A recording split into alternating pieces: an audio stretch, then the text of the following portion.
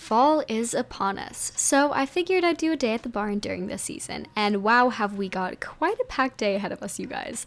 I've got a cross-country session out in Golden Leaf with Buggy, and I'll also be taking my new pony, Belle, with me. Golden Leaf has the best courses on this side of Jorvik, so I usually go there for any of my cross-country jumping endeavors, and later this evening, I've got a client that hired me to come along and help try horses, because it's always good to have a second pair of eyes and an experienced opinion when you go and try some ponies.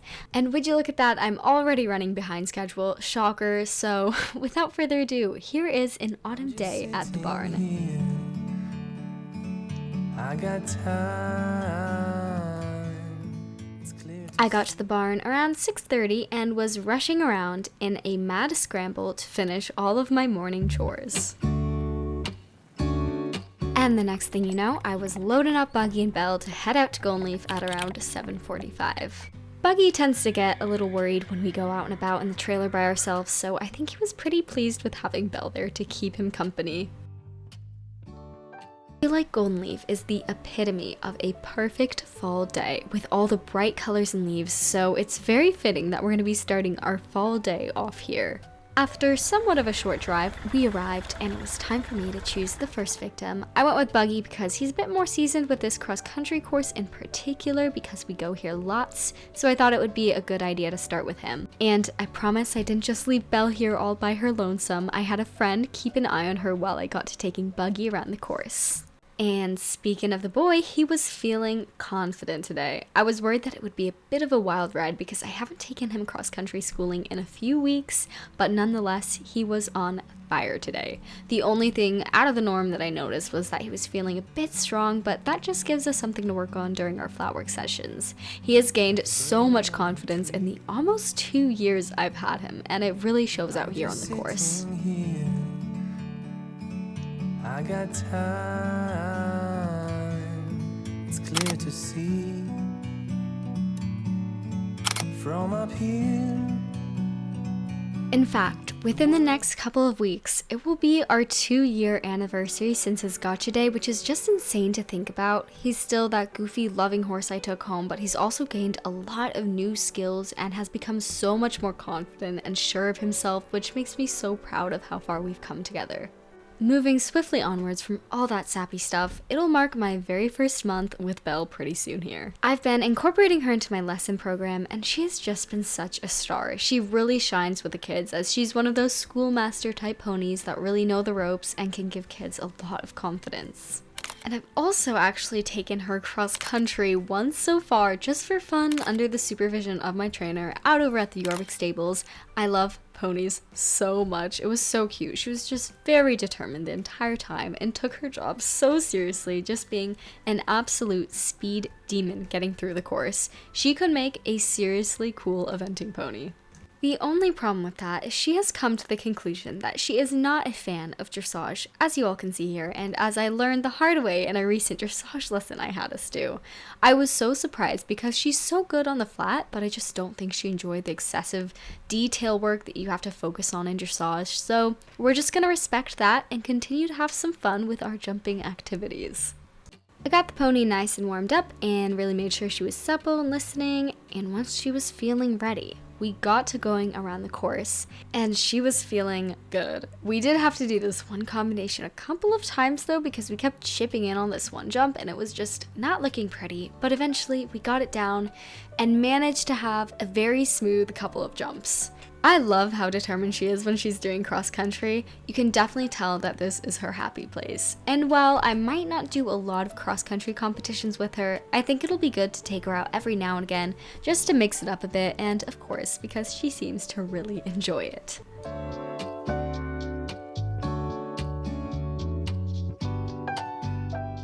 And with that, we wrapped up our cross country session and it was time to get the sweaty ponies all cooled out and groomed. I popped their coolers on for the way back home, and we headed back to the SEC. Here, the weather did start to turn a little bit, but the show must go on, so I got Belle and Buggy turned out to their pastures with all their friends, and my day continued on.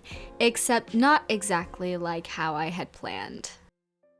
Later that day, I went to go take my horse Autumn out for a little schooling session from her pasture, and when she walked up to the gate to greet me, I could tell something was off. Part of her right front leg seemed to be pretty swollen, and there was a good amount of heat coming off of it, which usually means something's up.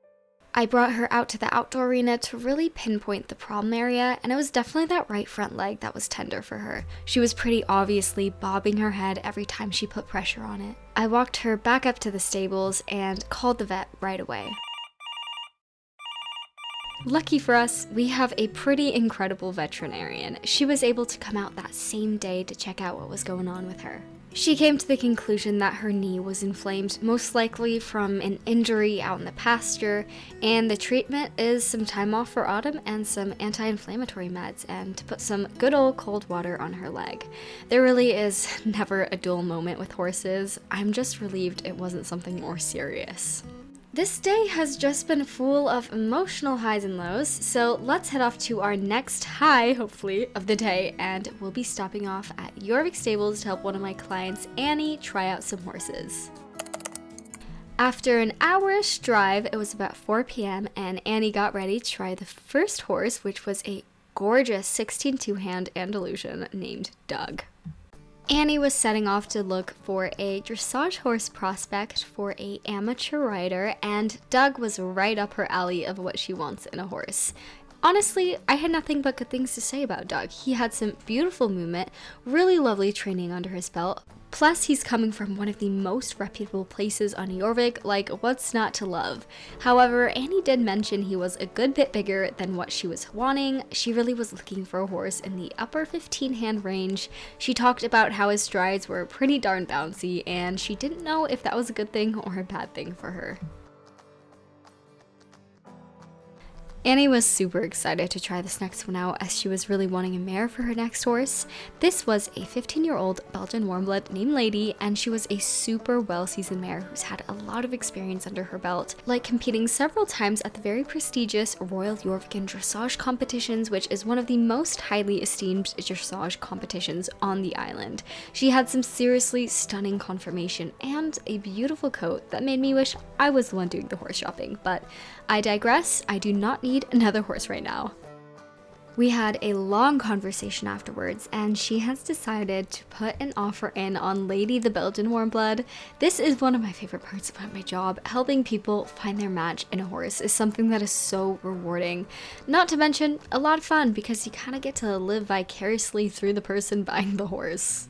And with that, it was time for the next round of chores for the evening. I was exhausted, but there's nothing like settling down in the evening and helping the ponies get tucked in for the night on a cozy fall day. Or more like night at this point, because since it is getting dark so early, it was pitch black around the time we were doing evening chores. And then I gave Autumn a little extra cuddle since she wasn't feeling her best, and then it was time to say goodnight to the ponies.